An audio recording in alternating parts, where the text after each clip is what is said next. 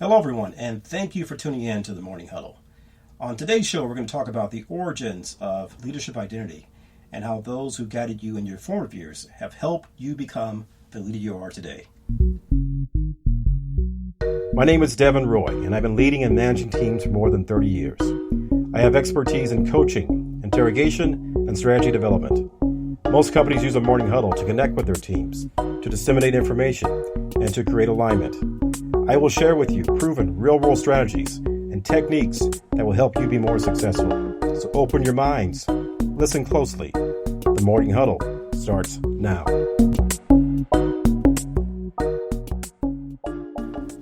Welcome to the show, everyone. Today's topic is leadership identity.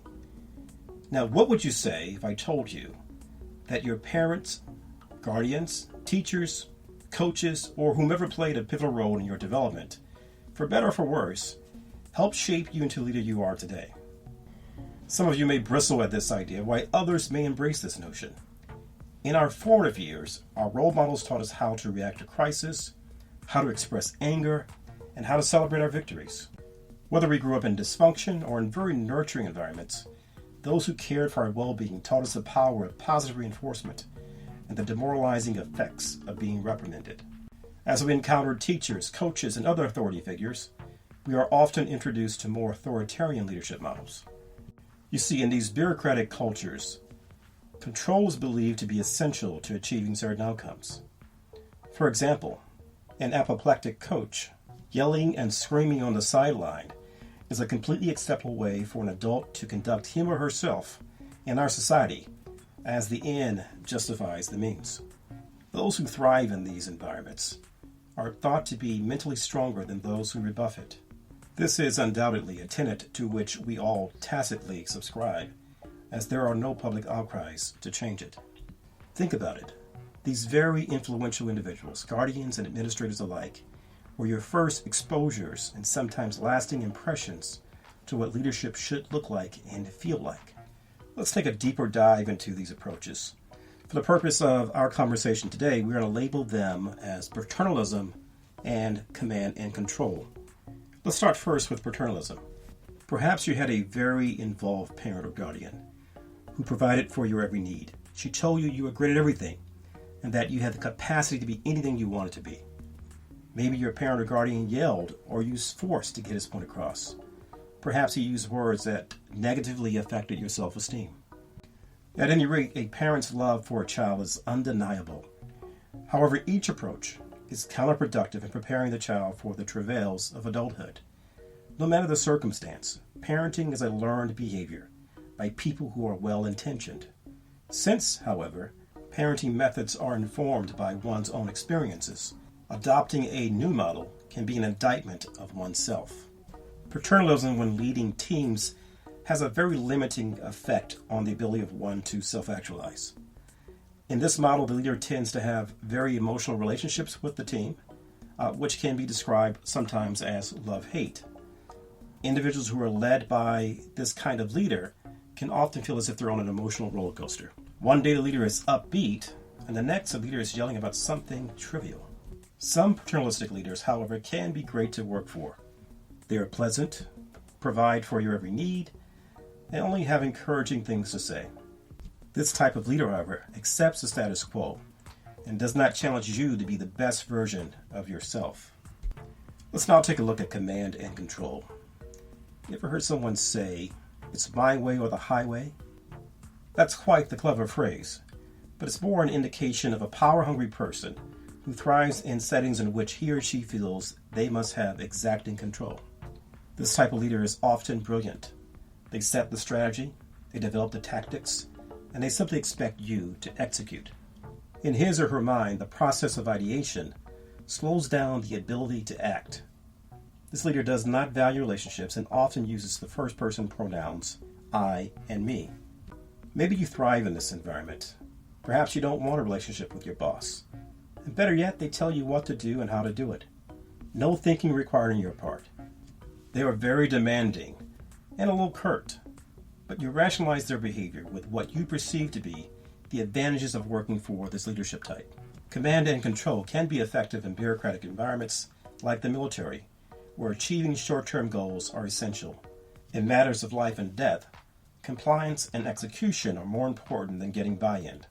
However, in dynamic environments, this approach only serves to drive away those who seek to challenge the thinking of the leader and/or provide an alternative solution. Now let's compare and contrast these two approaches by looking at their pros and their cons. Starting again with paternalism, the pros can be, for example, it's relational in nature.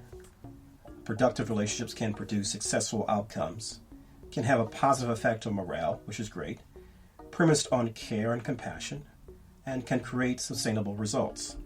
So what are the cons of paternalism? Well, it limits personal growth. Results are static, tacitly endorses the status quo. Results can vary based on the dynamic of the relationship and can only lead certain personality types. So what are some pros of command and control? Well, they're great for meeting short-term goals.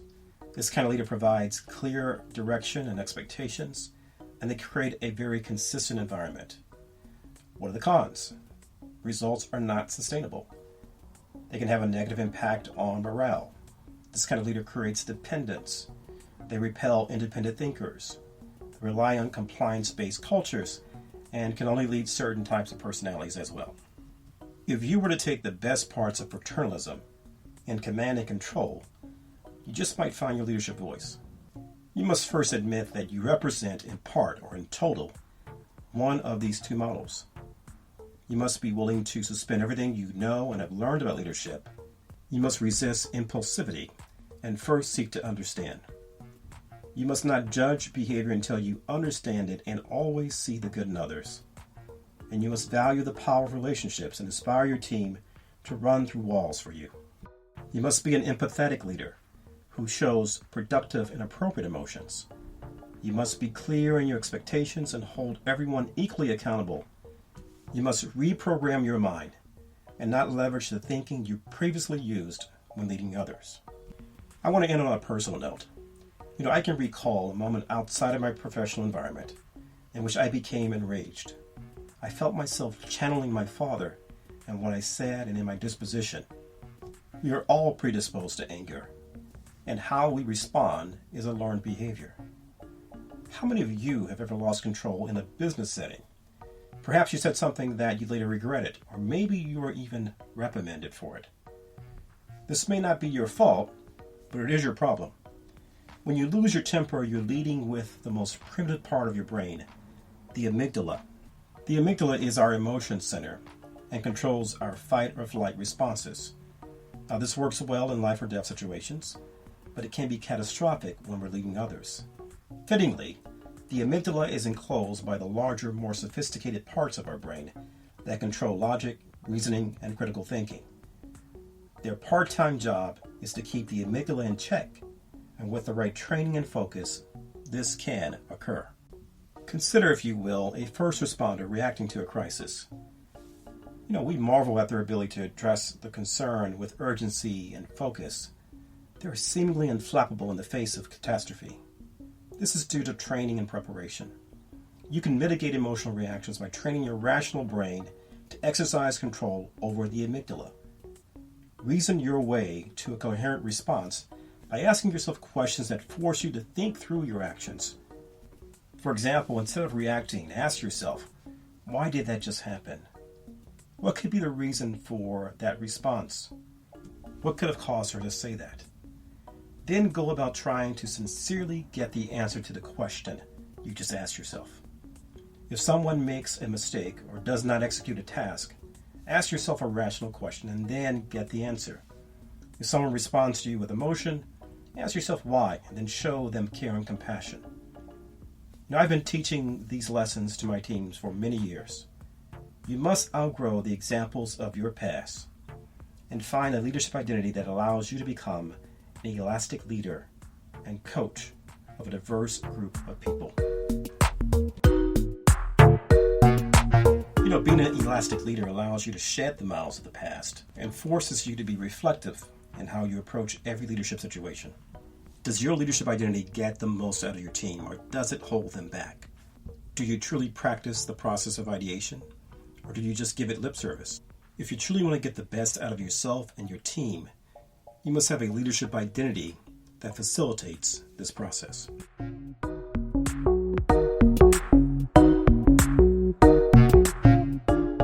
That's it for today's show on leadership identity.